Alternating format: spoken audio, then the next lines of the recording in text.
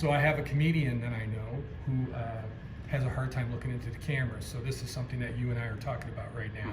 It's very important for artists to start to hone the skill of looking into the camera and connecting with the audience, because what we're talking about is the audience is right here in this little palette called a phone. That's where everything is now. And so you really have to try to connect with them. And I was telling you that, I have clients who are comedians that have a hard time looking at the audience from the stage, and they attribute that to their artistic, integrity thing. and Yeah, such. their artistic integrity, whatever. But then they'll come to me and say, well, Kirk, how can I get that joke to hit better? Or how can I make that work better? And I go, you have to connect with the audience, and part of that connection has to be in them looking into your eyes. How many times have you been at the movie theater or you've been watching a TV show and an actor, you just totally get everything because for a moment they felt like they were just talking to you. They were just singing to you. If you ever watch Lady Gaga, she has a great gift of making you feel like you're the only person she's singing to when she's singing. And that's a hard skill to hone, but that's what working with this phone and working with a camera and working with YouTube is all about.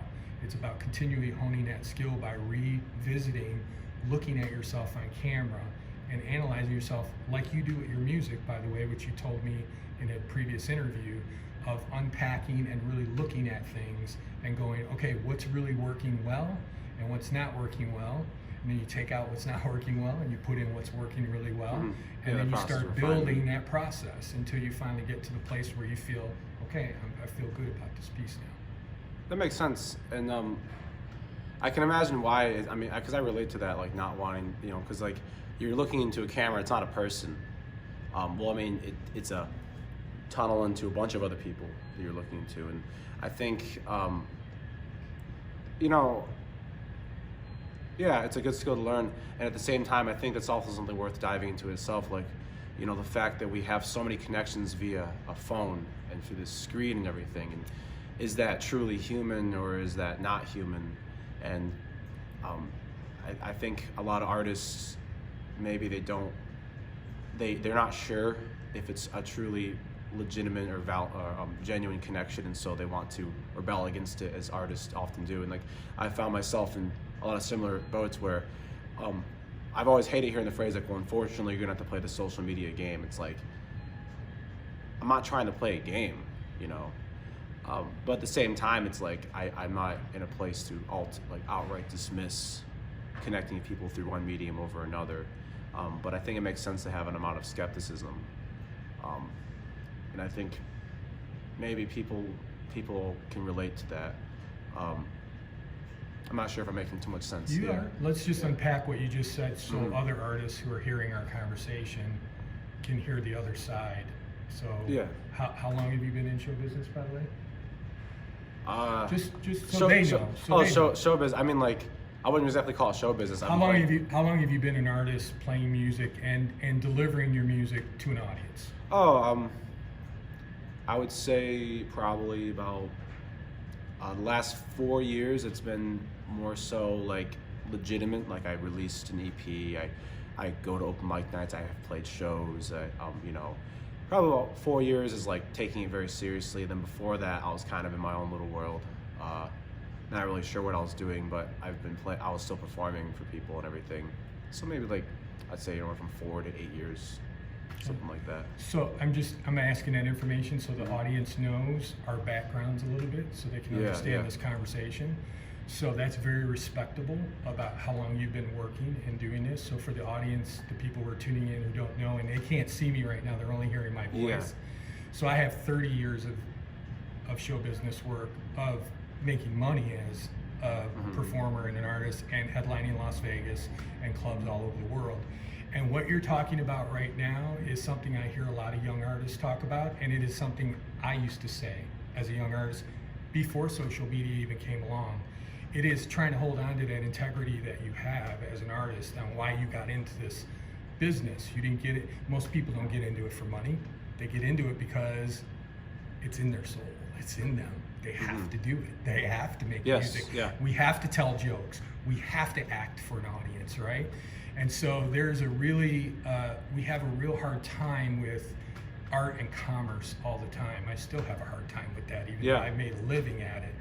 And what social media has done, it has really destroyed those lines a lot more of art and commerce, because we're living in a shared society, a shared economy, and a shared,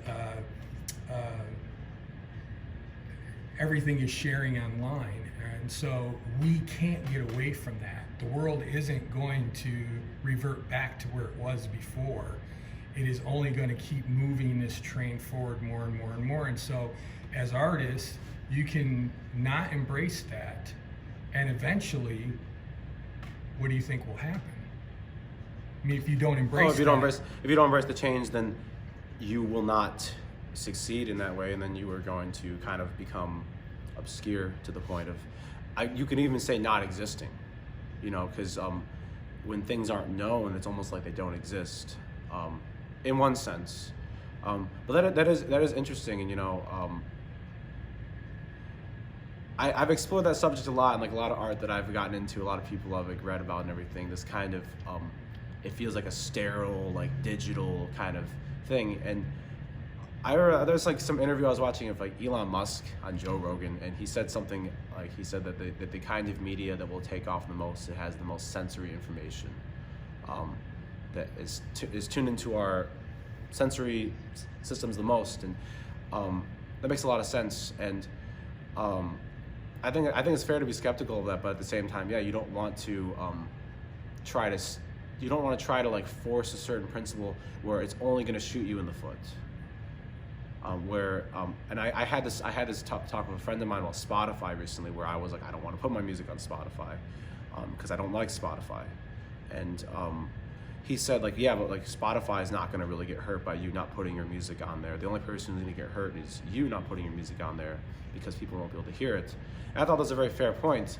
And I guess we're living in an age of very rapid progress, where things are moving faster than they ever have before, and we don't have enough time to really sit and like think about what that means and what the ramifications of it are. And so I would say that to anyone watching this video, if you're sharing similar sentiments that I have, this skepticism of a fake digital connection and everything, and you want something that's real, maybe that's another reason to come out and see me perform live, or other people perform live, because then you can truly, you know, because even in this interview, like I'm looking at the camera, but I'm not looking at you, Kurt. You know, I'm not looking at what's going on in your eyes and everything, and like, but you know, there's, I guess you could say, there's a set of limitations that comes with digital media, and it can't completely replace a genuine human connection, and that's why there's still live performances and everything. So, yeah, maybe that's a reason. But do you think the artists that are recording, have recorded music videos all these many decades, the artists that sang on the microphone to an audience over radio who couldn't see anybody, how did those people get that message across so powerful to that audience, that people who were listening to artists on the radio who could not see those artists went, wow, like, wow? How did Frank Sinatra in the radio days make people go, wow?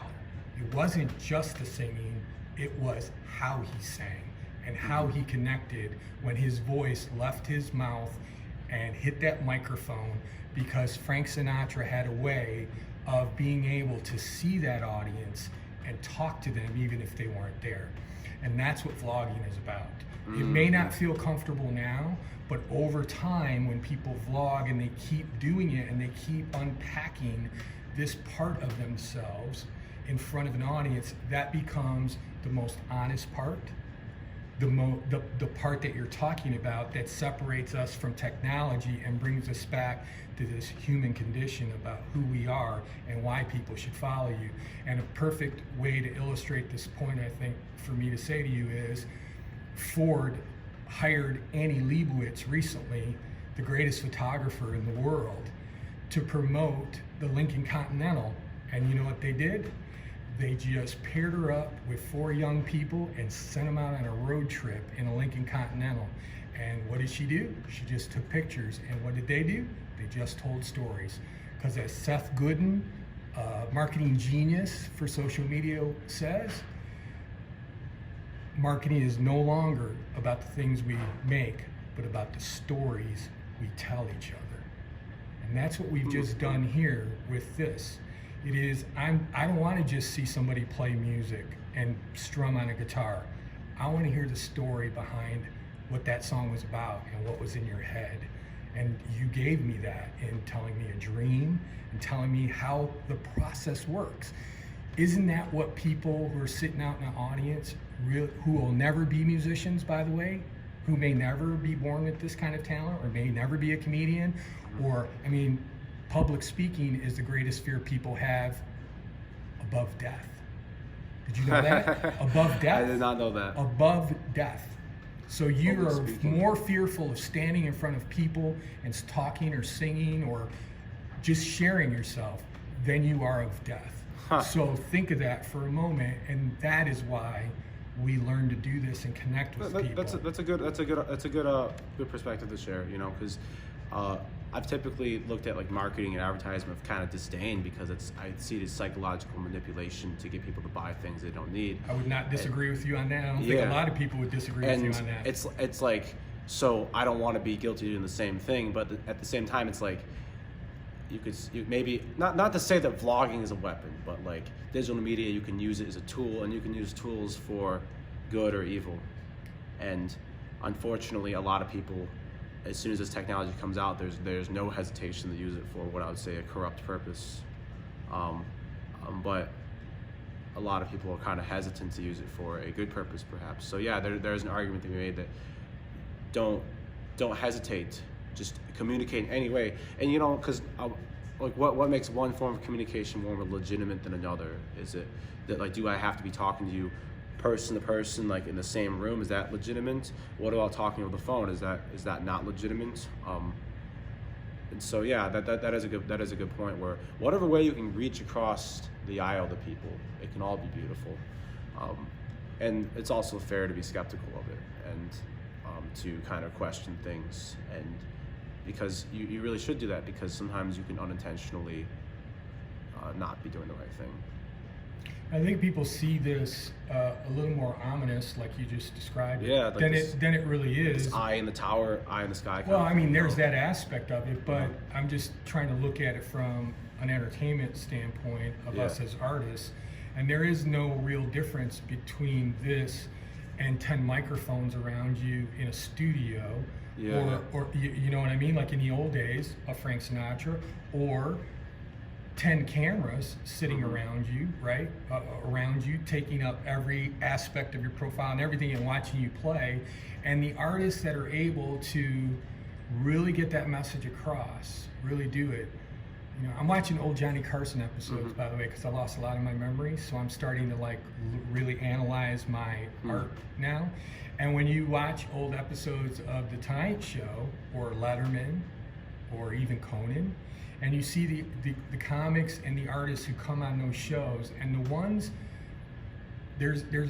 for me, there's a difference between comedians and people who really change the way everybody sees everything, you know? And those artists that walk out on that stage and turn the whole game around for everybody are the ones who have figured out how to use, and let's just take vlogging, that word, out for a moment.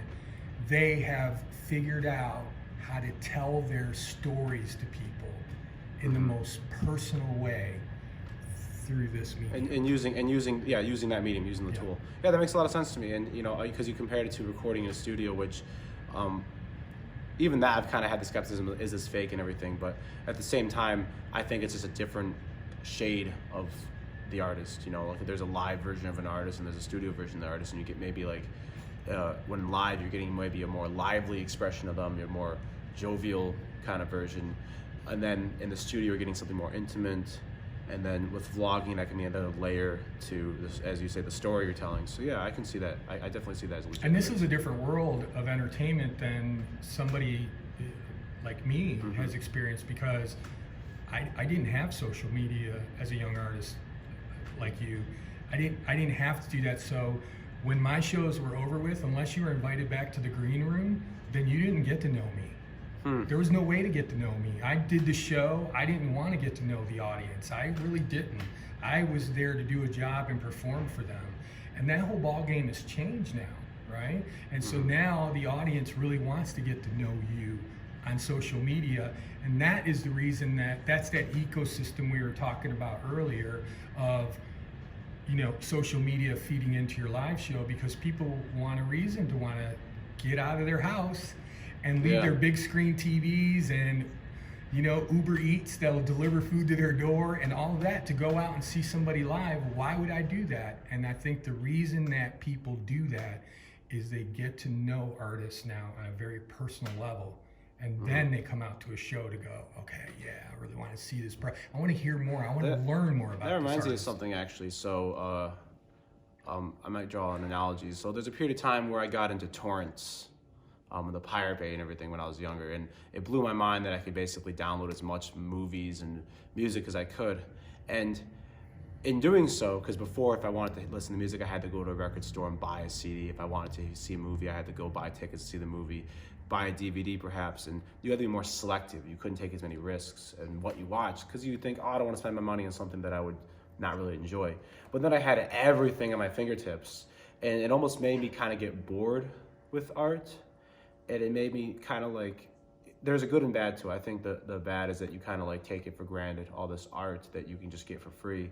But at the same time, you kind of start looking at it going like, what is the common, like, if I can watch any movie I want anytime, why am I watching this one? It's because it means something to me, right? And so I think, and it's the same thing of like material excess, which I would say like we live in a time of material excess. Like there's no shortage of things that I can go and purchase or consume, and thus, when you already have all those needs satisfied, all those wants satisfied, you're left going, what else is there? What else can I,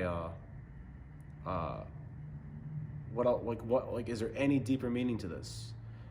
Because my stomach is full, my brain is entertained, you know, I'm stimulated by all these cool things going on, and you look at, like, why do people still watch indie films? Like, you can go to a movie theater and watch a movie with all the greatest special effects, all the most potent stimulation, and yet still people will go to like find something that they see is more genuine. And I think it's now more important than ever to try to make that connection, something that's bypassing all the bells and whistles, so to speak. And so it seems like that connects to what you're saying, is like, why would someone leave their house with their big screen TV, their Netflix, their Uber Eats and everything? Why would they do that to go get like a less potent version of the same thing? You know, because I talked to you earlier about like, why would I leave my house to go see a local show when I could watch world-class musicians perform on YouTube? And perhaps the reason is because I want to be part of something that I can't get from that world-class musicianship, which is a connection to a person. And actually, not just the connection to a person. What do you think most audiences, like when people are sitting out in the audience and they're an audience member, what is it that they're looking at really? What is it that they're wanting from this experience that they have with artists? A friend of mine said something that was very wise. He said that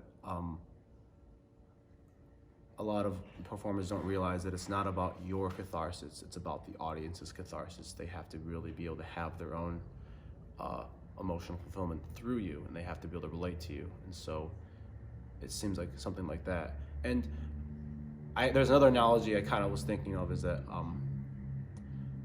a lot of couples that get married, when they fall in love, they have like their song, right? They have a song that they relate to, and it's like, so say I'm like some guy and there's a girl I love and I'm getting married to her, and then there's some other guy singing a song about how I feel about her that I'm using to express myself to her, you know, if that kind of makes sense. Mm-hmm.